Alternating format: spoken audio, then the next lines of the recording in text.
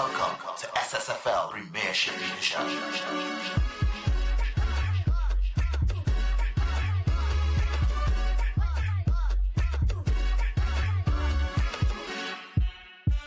All right, we're kicking off this Tuesday edition of the SportsMax Zone with football from sweet to sweet to Trinidad and Tobago, courtesy of the Secondary School Football League, that's the SSFL. And there was much anticipation leading up to the day's premiership due to the potential of results influencing the title. Well, the feature game shown live right here on your home of champions featured 4th place Arima North Secondary hosting 2nd place Fatima College, while our team in the Twin Island Republic brings us the latest.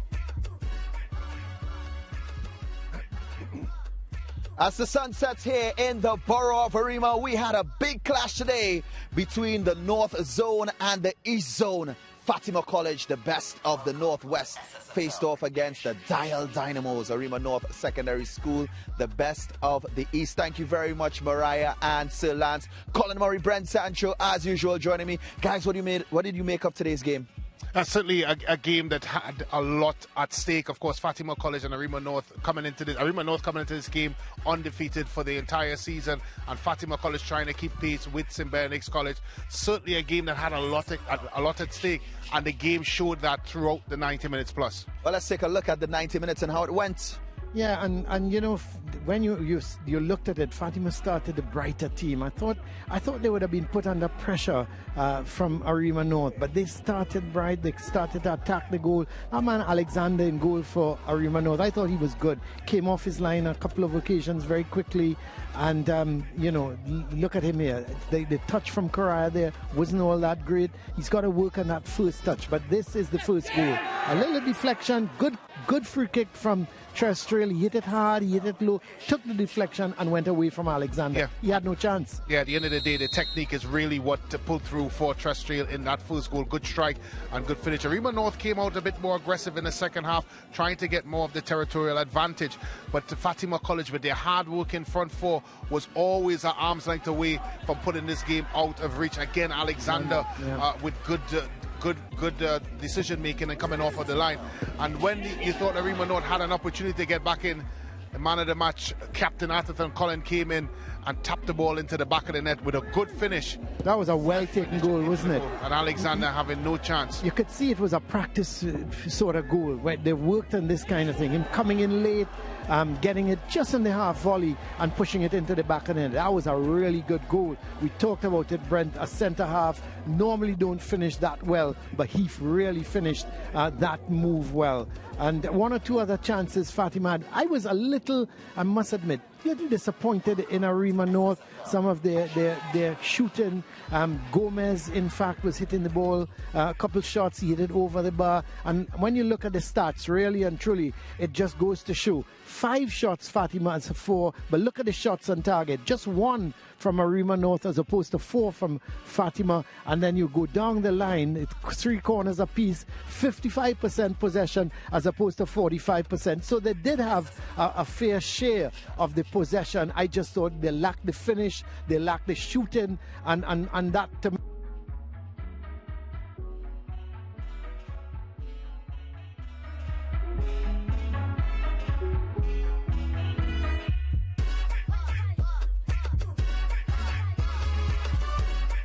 All right, so I think we lost them there in the end part of course, their analysis.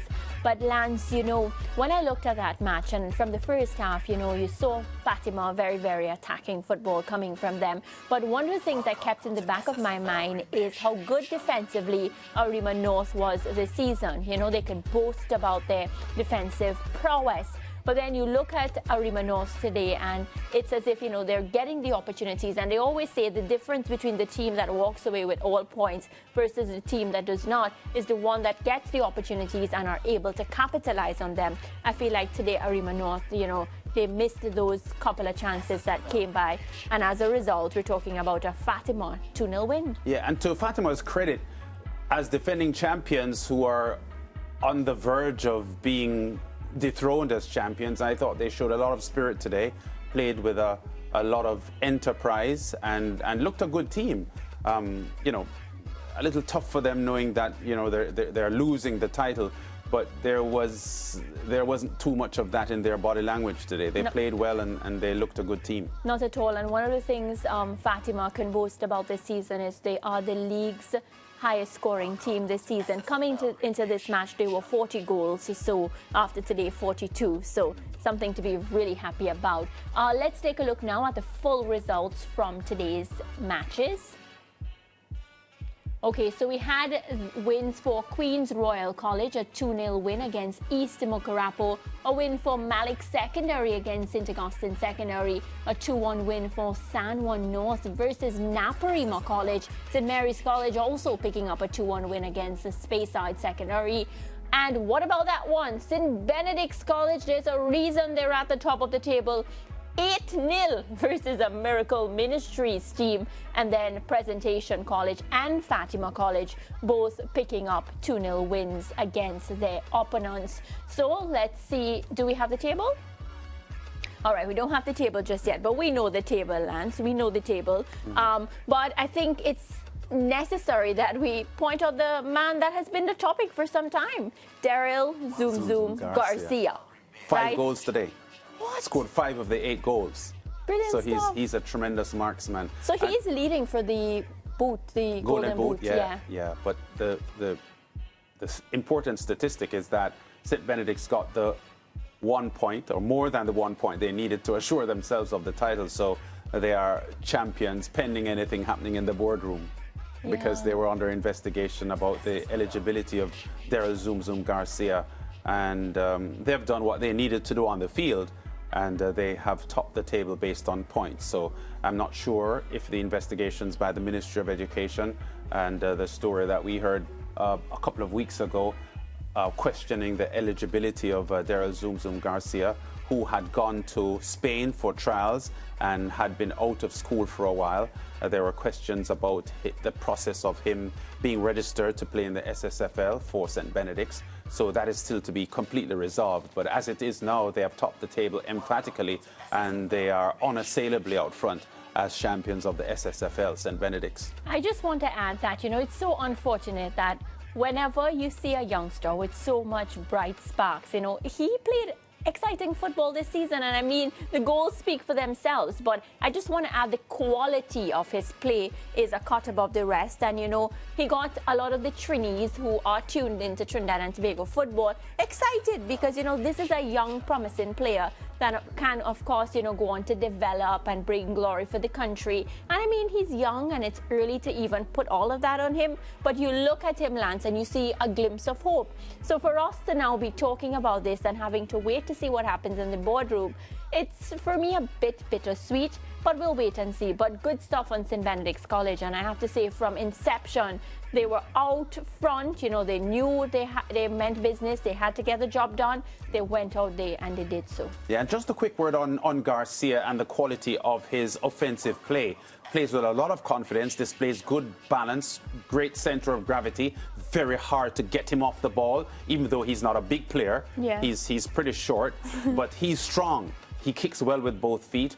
And the latest in a long list of outstanding talented footballers from TNT. We know that Dwight York and Russell Latapi, from a Caribbean perspective, English-speaking Caribbean, have been two of the best footballers to come out of this region in decades. And TNT have been known for producing outstanding talent.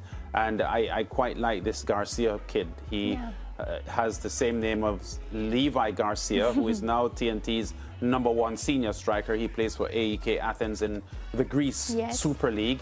But this player has a lot of quality, and as a teenager he displays a lot of maturity and good football sense. And I just think the sky's the limit for this young player. I wish him the best. And for the issue of the championship title, I hope things work out well and St. Benedict's aren't hurt by any discrepancies that may have been found in this. Not to support any wrongdoing, because if it was improperly done, then I guess, you know, something has to be said about that. But I'm just hoping for St. Benedict's sake that whatever oversight or dotting of the I's or crossing of the T's may not have been done if it doesn't turn out to be detrimental for them, because they've easily shown themselves as the best team in the tournament this year, and we wish them the best. Yeah, all right. Well, we're going to wrap up this SSFL segment from Trinidad and Tobago. We're going to take a quick commercial break and come right back just for you.